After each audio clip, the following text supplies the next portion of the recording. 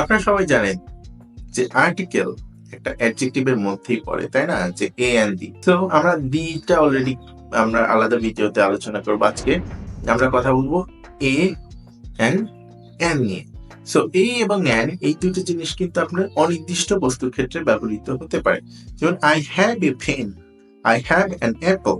So আমার একটি কলম আছে, আমার একটি অ্যাপল আছে। সো এই এ এন এর মধ্যে কোন রকমের অর্থগত কোনো অমিল নেই, কিন্তু এটা বেসিক্যালি অমিল হয় তখনই যখন আমার এটা ভাওয়েল এবং সাউন্ড অনুসারে আপনার চেঞ্জটা আসে।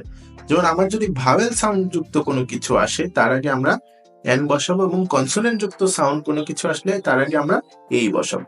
যেমন এ অ্যান অনেস্ট পারসন, এ 1 টাকা নোট, এ ইউনিভার্সিটি, আবার এ পারসন। Thank you.